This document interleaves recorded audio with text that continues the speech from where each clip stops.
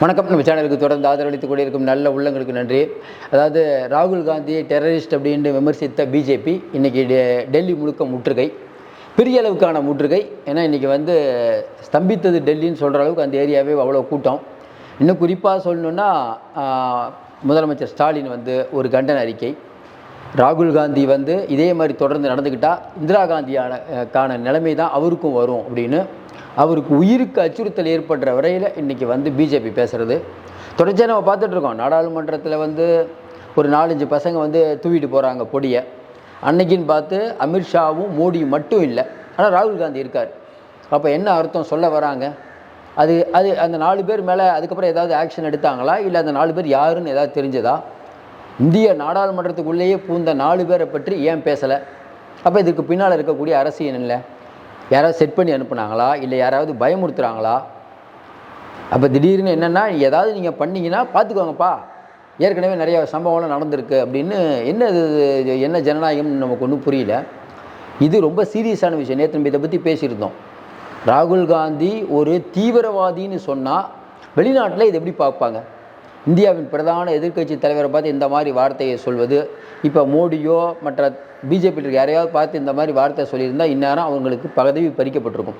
உடனே தேர்தல் ஆணையம் நோட்டீஸ் கொடுக்கும், உச்சநீதிமன்றம் வேகமாக எடுக்கும் அந்த மேட்டரை.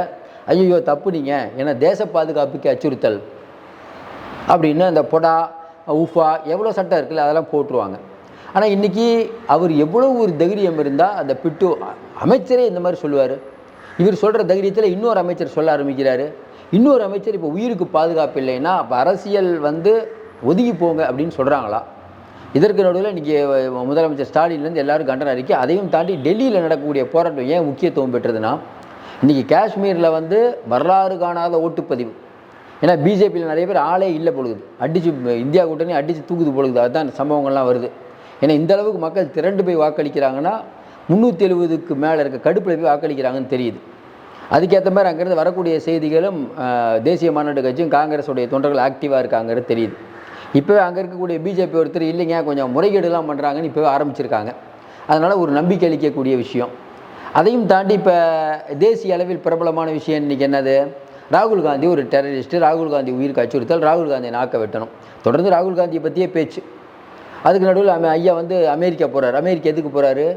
அமெரிக்கா போனால் இந்த மாதிரியான கேள்விகள் கண்டிப்பாக கேட்பாங்க. அமெரிக்கா பயணத்துக்கு போகும்போது ராகுல் காந்தி போனார், ரொம்ப பேர் வாங்கிட்டார், நம்மளும் போவோம், போய் இப்போ பேர் வாங்குவோன்ட்டு போகிறாரு. அதில் கட்டுப்பாடுகள்னு பார்த்தீங்கன்னா இவர் தொழிலதிபர்களை மட்டும் சந்திக்கிறாராம். எப்படி முதலமைச்சர் போய் முதலீடுக்காக போனாருன்னு, எங்கே முதலீடு வாங்கிட்டு வந்தீங்க காட்டுங்க, வெள்ளை அறிக்கை கொடுங்கன்னு கேட்குறாங்க. இப்போ ஐயா மோடி அமெரிக்கா போகிறாரு, தொழிலதிபர்களாக சந்திக்க போகிறாராம். அது என்ன முதலீடு அப்படிங்கிறத நம்ம சொல்லணும். தொடர்ந்து பிஜேபி இன்றைக்கி கண்டென்ட் இல்லாமல் திணறுதுன்னு நம்ம பார்க்க முடியுது. ஏன்னா மாநிலங்களுக்கான நிதி பகிர்வில் சரியான ஒரு அணுகுமுறை இல்லை. தேசிய அரசியலில் கொஞ்ச நாளாக வந்துட்டுருக்க செய்திகள் எல்லாம் பிஜேபிக்கு பிரச்சனையான செய்திகள். கொஞ்சம் யோசனை பாருங்களேன். இந்த சிவாஜி சிலை உடைஞ்சதுலேருந்து, தமிழ்நாட்டில் இந்த இவங்களுக்கு மன்னிப்பு கேட்க வச்சதுலேருந்து, விகேஷ் போகத்தை பிரின்ஸ் பூஷன் மேலேயும் பிஜேபி மேலேயும் குற்றச்சாட்டுறதுலேருந்து, மகாராஷ்டிராவில் இவங்ககிட்ட இருக்க ஆளுங்க வந்ததுலேருந்து எல்லா இடத்துலையுமே இன்றைக்கி பிரச்சனைக்கு மேலே பிரச்சனை, கட்டுப்படுத்த முடியல. இன்றைக்கி தேசிய அரசியலில் பெரிய பரபரப்பாக பார்க்கக்கூடிய செய்தி என்ன சொல்லுங்கள்? மோடி ஒரு பெரிய சாதிச்சார். நேற்று ஒன்றும் இல்லை, ஒரிசாவில் போய் திட்டத்தை தொடங்கி வைக்கிறார் மோடி. நம்மளும் நியூஸ் போட்டோம். அதை பற்றி பெருசாகவே பேச்சுக்கு எழிலையே. இந்தியா முழுக்க மோடியுடைய பிம்பத்தை தூக்கி நிறுத்தணும்னு பார்த்தா இவங்க ராகுல் மேலே திட்ட அது எதிர்வினையாகுது. இப்போ எதுக்கு ராகுல் காந்தி எந்த அளவுக்கு டார்கெட் பண்ணுறாங்க அப்படின்னா, ஒரு முடிவு பண்ணிட்டாங்க, ராகுல் காந்தி வளர்வதை தடுக்க முடியாது. அப்போ என்ன பண்ணணும்? அவருக்கு மிரட்டல் தான் இனிமேல். பிஜேபியில் இருக்கக்கூடிய அமைச்சரே மிரட்டும் போது நீங்கள் என்ன நினைப்பீங்க?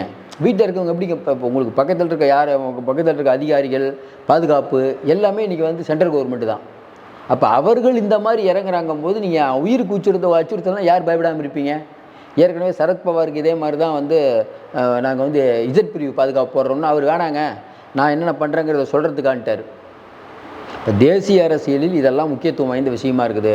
மறுபடியும் சொல்கிறோம், அமெரிக்க பயணத்தில் மோடிக்கு ஒரு பெரிய சிக்கல் காத்திருக்குது. ஏன்னா இவர் அங்கே போவார், அங்கே ஏதாவது ஒரு பத்திரிகையாளர் ஏதாவது கேட்டாங்கன்னா இவர் பதில் சொல்ல திணறுவார். அதற்காகவே பத்திரிகையாளர் சந்திப்பே இருக்கக்கூடாதுங்கிற மாதிரி செட் பண்ணிகிட்டு இருக்காங்கிறதா சொல்கிறாங்க.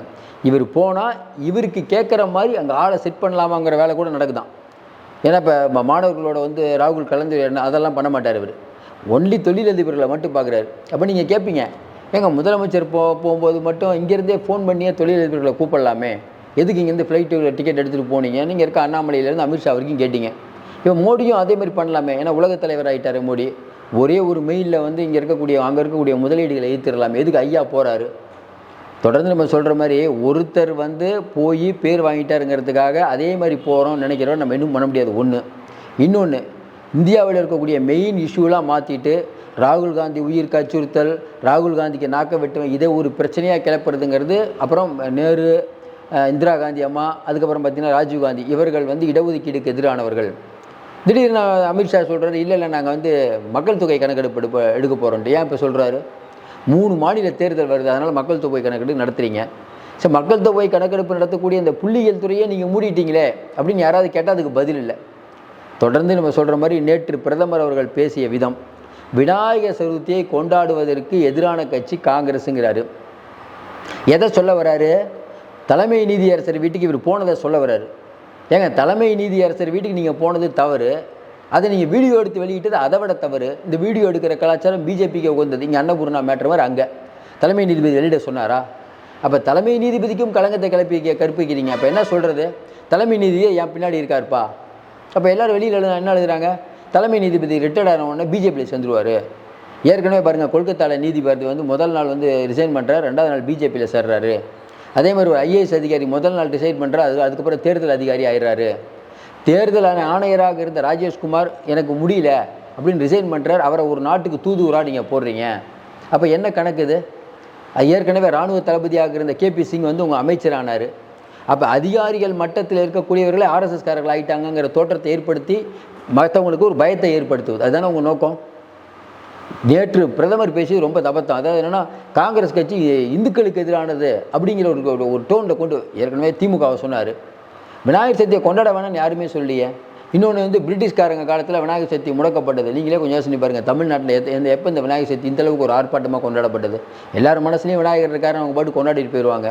அதான் அண்ணா சொன்ன மாதிரி விநாயகரை கும்பிடவும் மாட்டோம், விநாயகருக்கு தேங்காய் உடைக்கவும் மாட்டோம், அவ்வளோதான் திமுகவோட கொள்கை. அதை மறுபடியும் மோடி அவர்கள் பேசியது, ராகுலை மையப்படுத்தியே பிஜேபியும் பேசுகிறதெல்லாம் உண்மையிலே நன்மைக்கே. ராகுல் மோடியை விட எட்டாத ஒரு தூரத்துக்கு போயிட்டாருங்கிறது இதுலேருந்தே தெரியுது. இன்றைக்கி டெல்லியில் நடக்கக்கூடிய இந்த சம்பவத்தை பிஜேபி எதிர்பார்க்கல, இவ்வளோ ஒரு கூட்டம் அப்படின்ட்டு. மறுபடியும் சொல்கிறோம், வரக்கூடிய தேர்தல்களில் பிஜேபிக்கு, அதாவது ராகுல் காந்திக்கு உற்சாகளிக்கக்கூடிய தேர்தல் அதுவும் டெல்லியில். ஏன்னா டெல்லியில் ஆம் ஆத்மி ஸ்கோர் பண்ணலான் இருக்கும்போது இன்றைக்கி நடந்த கூட்டம் காங்கிரஸ் தொண்டர்களுக்கு ஒரு உற்சாகம் அளிக்கக்கூடிய கூட்டம். அங்கே இப்போ மக்கள் பார்த்துட்டு இருக்காங்கல்ல இன்றைக்கி இருக்க நிலைமையில். ராகுல் காந்தி இந்த மாதிரி ஒரு தீவிரவாதின்னு சொன்னால் அங்கே இருக்கக்கூடிய மக்கள் சட்டமன்ற தேர்தலில் பிஜேபிக்கு எந்த மாதிரி வெற்றியை கொடுப்பாங்க? வரக்கூடிய 3 மாநில தேர்தலும் பொறுத்திருந்து பார்ப்போம். மீண்டும் சந்திப்போம். நன்றி, வணக்கம்.